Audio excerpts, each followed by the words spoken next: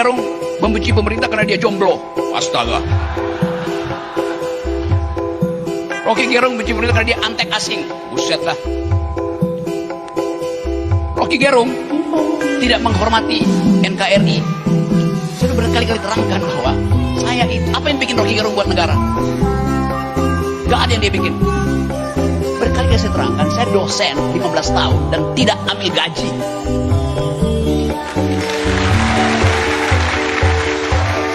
Di Universitas Indonesia. Apa itu? Tidak membantu negara. Saya kembalikan pada negara kok honorarium saya. Karena pada waktu itu saya punya American Express. Saya bisa kasih ceramah, saya bisa nulis.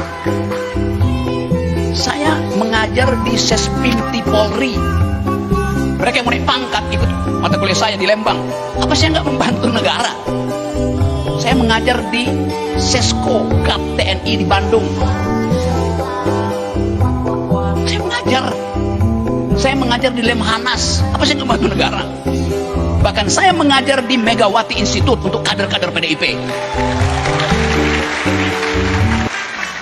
Saya udah mengajar kira-kira di separuh Universitas Muhammadiyah yang 180.000 itu. Ini apa yang gak saya lakukan buat negara? Ini kebencian apa yang mau ditanamkan pada saya? Jadi saya balik lagi bahwa apa yang membatalkan mimbar akademis? Feodalisme. Apa yang membatalkan mimbar akademis? Arogansi kuasa. Itu yang mesti dihilangkan supaya ada kesetaraan argumen. Disebut mimbar akademis artinya siapapun yang punya dalil dia boleh pakai mimbar itu sesuka-sukanya. Apa itu mimbar guru besar? Bukan. Itu mimbar setiap insan akademis yang punya dalil. Akiro punya dalil, pakai. Buat apa? Buat bantah dosennya itu. Supaya pengetahuan bertambah, berkembang itu. Jangan sampai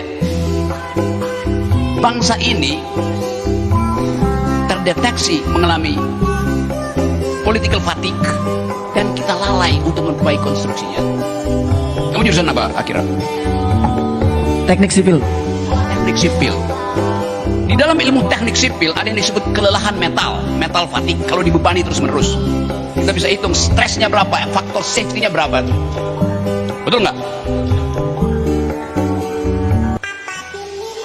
Jadi konstruksi pertama dari bangsa ini, mampu nggak menahan arogansi kekuasaan? Jangan-jangan ada metal yang rapuh di situ. Kita mau ucapkan ini sebagai kegembiraan kita berpolitik. Lama-lama kita nggak bisa ucapin. Rocky Gerung, Anda kalau kritik yang sopan dong. Oke. Jadi yang dilakukan Pak Presiden itu dungu.